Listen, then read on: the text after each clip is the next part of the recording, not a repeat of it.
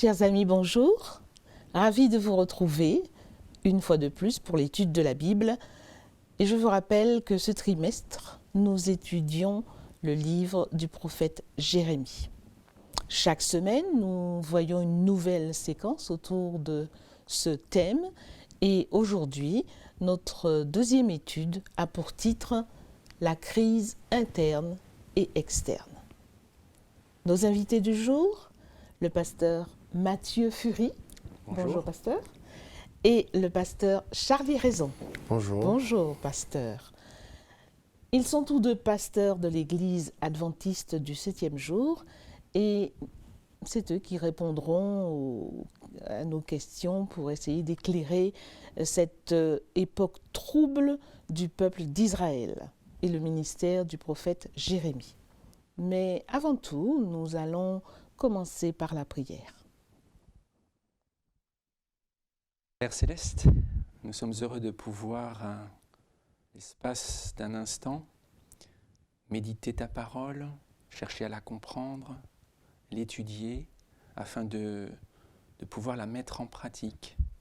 Donne-nous des oreilles pour entendre et des yeux pour lire et un cœur pour recevoir et comprendre. Assiste-nous par ton esprit, telle est notre prière. Au nom de Jésus, Amen. Amen. Amen. L'étude précédente nous informait des circonstances de l'appel prophétique de Jérémie, en tant que prophète bien sûr, et nous savons que quand Dieu l'a appelé, il était encore un jeune enfant, il était tout jeune homme. D'ailleurs, il dit lui-même « Je ne suis qu'un enfant ». Et les circonstances dans lesquelles Jérémie va exercer son ministère sont plus que difficiles. Il va arriver à une époque très difficile, la situation politique s'était beaucoup dégradée et le pays connaissait une crise interne et externe. Ce qui m'amène à poser la première question. Quelle était, pasteur Fury, quelle était la situation politique d'Israël à l'époque de Jérémie? Alors, il n'est pas peu de dire que la situation était trouble, compliquée. Au temps de Jérémie, on se retrouvait autour de Jérusalem pour tenter de préserver l'héritage de la nation. Donc bien sûr, il y a toute une histoire qui nous a conduits à cette époque difficile, comme tu l'as dit. Et cette histoire, c'est celle du peuple d'Israël. Le peuple d'Israël qui est sorti d'Égypte sous la conduite de Moïse, accompagné par l'Éternel. Ce peuple qui s'est installé dans le pays de Canaan, ainsi que Dieu l'a voulu. Et puis ce peuple qui, petit à petit, s'est détourné du projet de Dieu. Et les conséquences ne se sont pas faites attendre. Le peuple s'est détourné donc du plan de Dieu et il en est résulté des complications de toutes sortes, notamment sur le plan politique et religieux. La première chose auquel on a assisté, effectivement, c'est l'avènement de la royauté qui n'était pas prévue par Dieu. Le premier roi Saül. Et pendant une certaine période, on peut dire que le royaume a été unifié autour du roi. Et donc on a connu la monarchie et le règne successif de Saül, de David et de son fils Salomon. Voilà. Après quoi, malheureusement, le royaume a été divisé. Là aussi, parce que des erreurs ont été faites, certainement qu'on pourra y revenir. Le royaume a été divisé. Le fils de Salomon ayant été mal conseillé, ayant pris de mauvaises décisions, ayant quelque part marché sur les mauvaises voies de son père, aggravé la situation en étant très exigeant, très dur envers ces sujets, en voulant leur imposer encore plus de taxes et de charges. Et voilà que donc le royaume s'est scindé en deux, avec une partie au nord, Israël, autour de la tribu du dominant d'Éphraïm, et une autre partie du royaume au sud, dite de Juda, donc autour de la tribu de Juda et de Benjamin, avec pour capitale la ville de Jérusalem. Donc au nord, on avait pour capitale Samarie et au sud, Jérusalem. D'accord. Et au temps de Jérémie, donc plusieurs rois se sont succédés, les rois de Juda. Et ce sont les derniers rois, les 5 derniers rois. Donc depuis, on peut dire, Ézéchias jusqu'à Sédécias. Enfin, les derniers rois sont là, les 5-6 derniers rois. Et donc là, la situation est tellement dégradée qu'il n'y a plus d'unité vraiment nationale et que les contestations se font jour. Merci. Et Pasteur Raison, il y a, justement, on parlait de roi, il y a un roi Jéroboam dont on parle beaucoup. On parle de lui comme un mauvais roi. Mais alors, pourquoi est-ce que c'est lui seul, le roi, donc, qui devait porter la responsabilité des péchés du peuple? Parce que nous avons vu que le peuple s'est écarté, n'était plus du tout entré dans le projet de Dieu. Que s'est-il passé et quelle était la responsabilité du roi? Alors, le roi Jéroboam a toujours convoité d'une certaine manière le trône. Et c'est vrai que il connaît une ascension intéressante, mais de notre côté, il fait des choix en se laissant influencer par l'idolâtrie qui est issue de l'Égypte. Et faisant ce choix, il va jusqu'à mettre en place des chefs religieux compromettants, avec pour objectif de se dire, je vais concurrencer d'une certaine manière Israël, je vais développer un autre courant religieux, comme ça mes sujets ne sont pas obligés de se déplacer jusqu'à Jérusalem pour un pèlerinage. Donc d'une certaine manière, son choix politique va avoir une incidence sur la vie spirituelle du royaume, jusqu'à faire des compromis énormes. Les prêtres donnaient un enseignement qui était vraiment délétère à ce moment-là. D'accord. Et puis pour rappel, Jéroboam, c'est le premier roi qui a régné sur Israël, donc la partie nord, comme je l'évoquais tout à l'heure. Il était en concurrence avec le fils de Salomon, Roboam, qui était normalement le successeur légitime. Mais Jéroboam, justement, a voulu le concurrencer, d'où aussi ce culte parallèle avec des veaux, des taurillons, à Dan, à Bethel, avec une prêtrise aussi usurpée, donc des prêtres qui n'étaient pas de la tribu de Lévi. Et vous voyez que... On peut dire alors que c'est lui qui a en quelque sorte introduit l'apostasie. Absolument, il n'y a aucun doute à cela, même s'il avait des raisons politiques, mais il a quand même, pour avoir le peuple avec lui, eu une influence sur les prêtres, qui ensuite, les prêtres ont influencé le peuple et ont conduit le peuple dans une mauvaise direction en disant vous n'êtes pas obligé d'adorer comme ça se fait jusqu'à Jérusalem. Ce qui est important, c'est de se retrouver. Vous n'êtes pas si loin, nous avons des hôtels tout près. Il a fait ériger des hôtels à des faux dieux, mais avec l'objectif de dire c'est pour l'éternel. Donc déjà là, on était dans une l'apostasie. Dans l'apostasie, ça c'est clair. D'accord. Et cette apostasie prendra fin en 722 avant Jésus-Christ, lorsque les Assyriens vont mettre Samarie à sac, justement la capitale du royaume du Nord. Et ce seront les conséquences gravissimes et sévères de cette idolâtrie choisie, assumée. Il y a deux passages que j'ai relevés qui dénotent justement ce que l'Éternel reproche à ce peuple et qui décrit la situation d'ailleurs. Dans Jérémie 2, chapitre 2, verset 4. Pardon, chapitre 2, verset 4.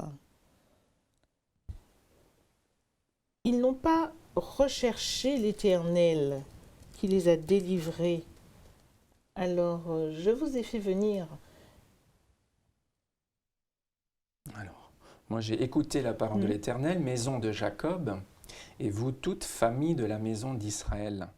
Ainsi parle l'Éternel, quelle iniquité vos pères ont-ils trouvé en moi, pour s'éloigner de moi, pour aller après des choses de néant, et n'être eux-mêmes que néant. Voilà, ça c'est le reproche que fait l'Éternel au peuple. Et au verset 8, il n'y a pas que le peuple qui en prend pour son grade, il y a aussi les dirigeants. Absolument. Verset 8, je lis, « Les sacrificateurs n'ont pas dit où est l'Éternel. Les dépositaires de la loi ne m'ont pas connu. Les pasteurs m'ont été infidèles.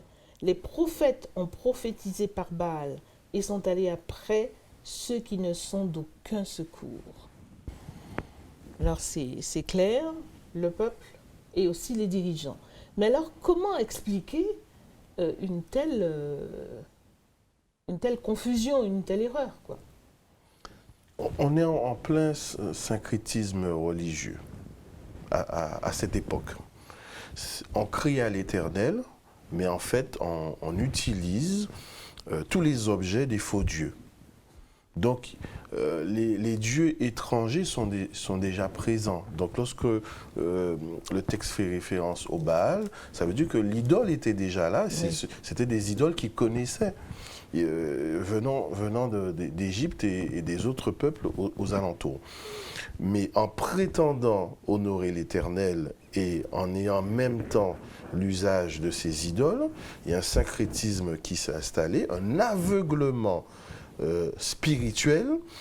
Et étant donné que les prêtres ne sont pas revenus à la loi de l'Éternel comme l'Éternel avait demandé, donc il y a eu un déclin spirituel qui a créé un désastre. Est-ce qu'ils étaient conscients eux-mêmes de cet état? Il semblerait que non. Dieu leur reproche d'avoir souillé le pays par leurs abominations, n'est-ce pas? Mais eux se disent, par exemple, Jérémie 2, verset 23. Oui. C'est un reproche de l'Éternel aux dirigeants, au peuple, aux sacrificateurs. Comment dirais-tu, je ne me suis point souillé, je ne suis point allé après les Baals. Regarde tes pas dans la vallée, reconnais ce que tu as fait. Et après, il utilise quelques images qui sont plus parlantes pour eux que pour nous. Dromadaire, à la course légère et vagabonde, ânesse sauvage, habitué au désert, haletant dans l'ardeur de sa passion, qui l'empêchera de satisfaire son désir. Donc le fait même de la réponse du peuple « je ne me suis pas souillé » dénote que eux-mêmes n'avaient pas conscience. Ils sont dans ce qu'on appelle un péché inconscient. Mais oui. C'est collectif. Oui. Donc c'est comme si ils ont été envoûtés par les faux dieux et ce qui est de la gloire de l'Éternel n'est plus reconnu et toute la gloire revient à l'adversaire et aux faux dieux. C'est exactement ce qui se traduit par l'appel à la repentance que Dieu fait à ce moment-là. Et malheureusement, ils sont allés très très loin en adoptant donc, les dieux des nations voisines. On a mentionné l'Égypte, mais il y a aussi la Syrie, la Babylonie, la Phénicie, la Syrie, etc. Et le pays de Canaan lui-même. Mais donc, ils ont adopté leurs dieux et en même temps les pratiques qui vont avec ces cultes. Oui. Et à 3 reprises, d'ailleurs, Jérémie le souligne dans son livre, cela l'a beaucoup choqué. Ils ont sacrifié des enfants à leurs dieux. Ils ont été jusqu'à sacrifier donc, des enfants au Baal. Et des Baals, il y en avait autant que de villes. Si je reprends le verset 28 du chapitre 2, Dieu dit ceci, « Tu as autant de dieux que de villes, ô Juda. » C'est énorme. Voilà, il s'était pas contenté. C'est quand même quelque chose d'extraordinaire, surtout pour le peuple, ce peuple qui devait être le dépositaire de la loi de Dieu. C'est ça.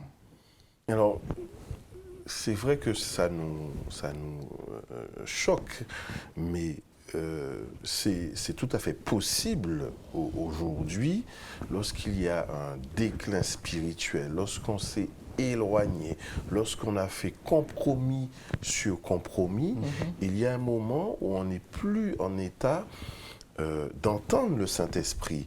Et d'ailleurs, au chapitre 5e de Jérémie, au verset 1er, on est quand même interpellé, les prêtres font des serments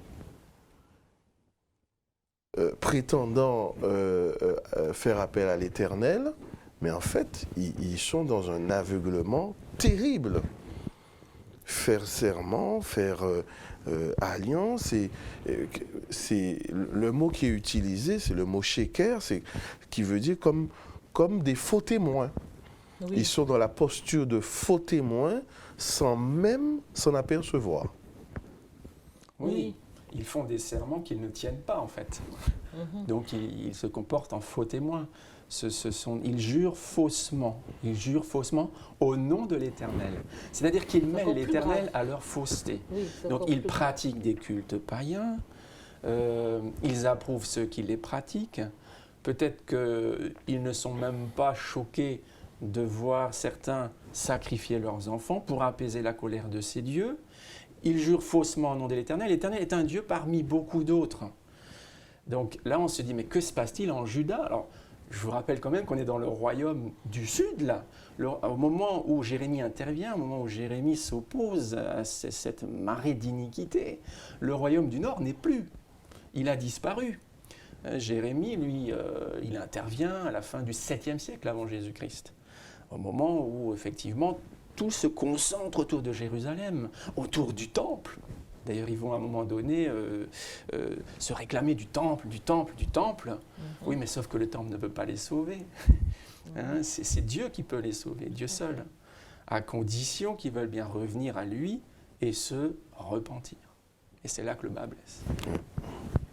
Donc c'est une véritable crise que connaît le peuple à cette époque-là.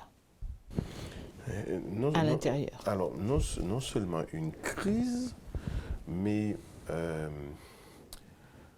en lisant le texte de près, c'est une crise qui est quasiment un point de non-retour. C'est-à-dire qu'il y a du mensonge et de la tromperie de la part des prêtres notamment. Et le roi s'est associé à cela. Et le peuple donne du crédit.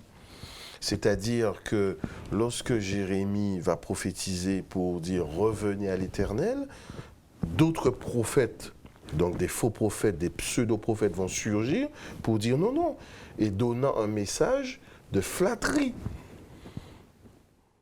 Oui. Donc du coup, cet appel à la repentance n'est pas entendu et toute la nation est en train de suivre ce courant de compromis. C'est la fuite en avant. La fuite en avant, comme si c'est une situation normale. Et donc du coup, ils vont transgresser la loi de l'Éternel et tous les commandements de cette loi. Ils vont mentir, ils vont voler, ils vont commettre l'adultère, spirituellement et physiquement. Ils vont tuer. Donc là, le reproche est fait. À la fin du chapitre 2 toujours, « Mon peuple m'a oublié depuis des jours sans nombre. Comme tu es habile dans tes voies, c'est au verset 33, pour chercher ce que tu aimes, c'est même au crime que tu les exerces. Jusque sur les pans de ton habit se trouve le sang de pauvres innocents. » Tout cela entraîne inévitablement une crise externe. En quoi a-t-elle consisté ? C'est la déportation, c'est l'exil. D'ailleurs, à l'époque de Jérémie, les portes de la ville étaient complètement ouvertes pendant le jour du sabbat. Et personne n'était dérangé ni stupéfait de cela. Et d'ailleurs, ce qui va expliquer cette première déportation, c'est la transgression ouverte du jour du sabbat, qui est le signe de l'alliance, le signe de l'appartenance.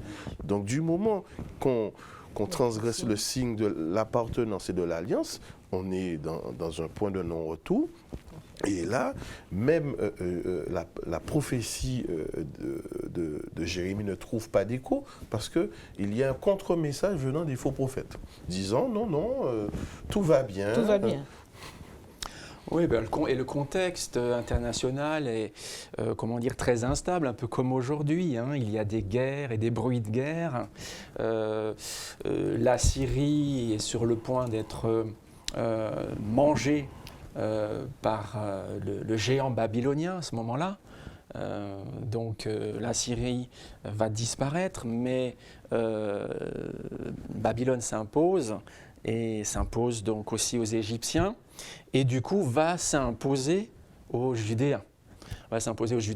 Et Dieu va les laisser faire, déporter à 3 reprises la population du royaume de Juda, donc les ressortissants de ce royaume, leur permettre d'emporter l'élite. On pense à Daniel, qui faisait partie de cette élite, des nobles de Jérusalem, qui a été emporté dans la première vague de déportation. Puis à 3 fois, ils sont revenus donc à l'attaque. Et le Seigneur, effectivement, laissera les causes produire leurs effets. En quelque sorte, l'Éternel va utiliser les ennemis, les pays avoisinants, pour punir Israël et permettre qu'il soit déporté donc, pendant 70 ans. 70 ans. Alors, c'est vrai que cela peut nous surprendre, mais Jérémie quand même annonce qu'il va y avoir une déportation et il va jusqu'à faire comprendre que cela relève de la volonté de l'Éternel parce qu'on s'est éloigné. Et du coup, à ce moment-là, il est vu comme un prophète de malheur parce qu'il ne vient pas avec une bonne nouvelle. Or, pourtant, c'est la parole de l'Éternel qui veut que le peuple, qui accepte que le peuple soit déporté pour que de cette déportation vienne la repentance.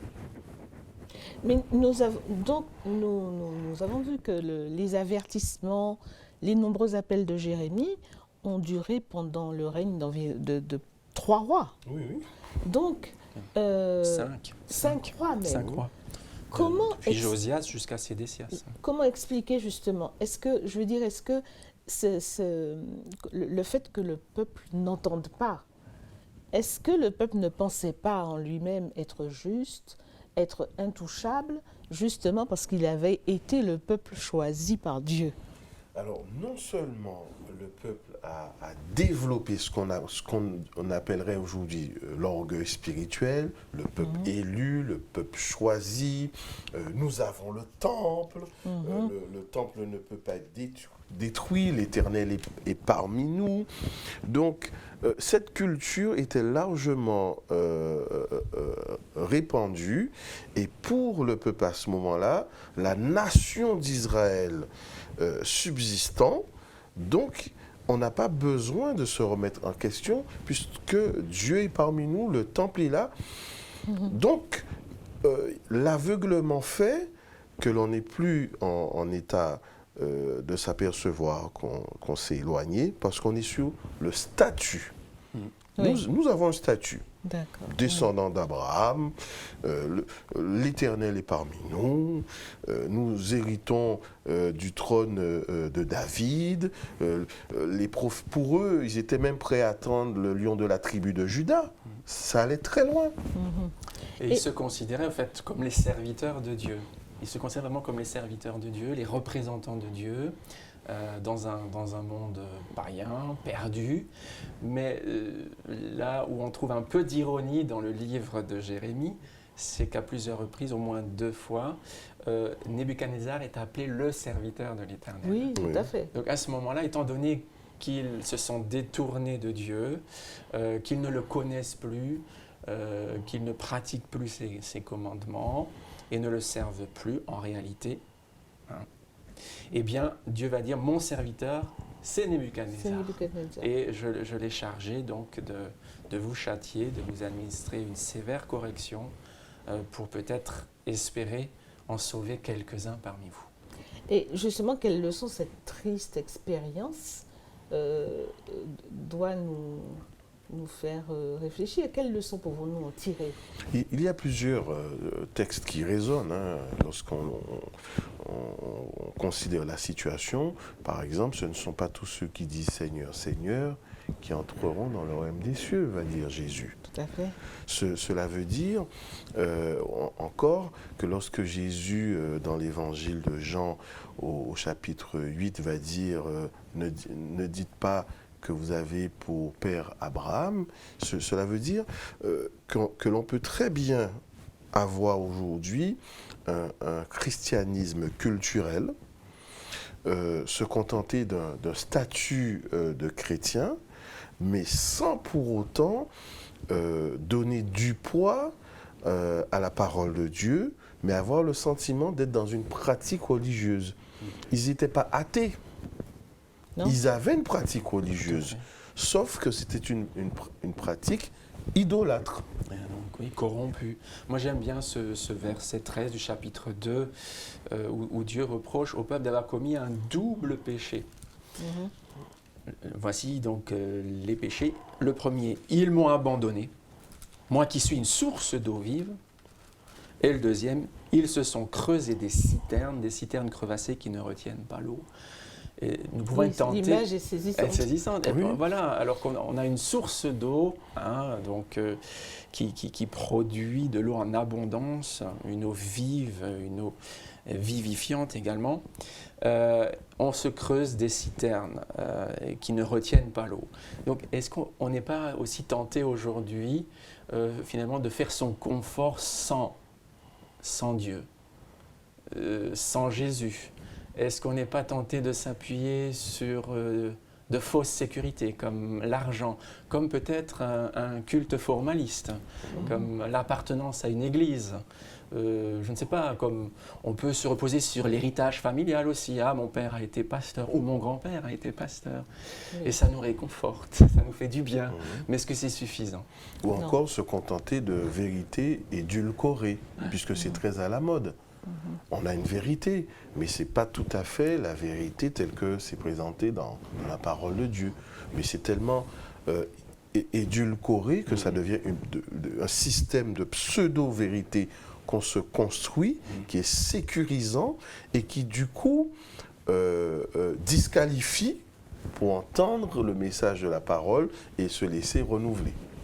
Eh bien, je vous remercie infiniment de ce moment passé ensemble.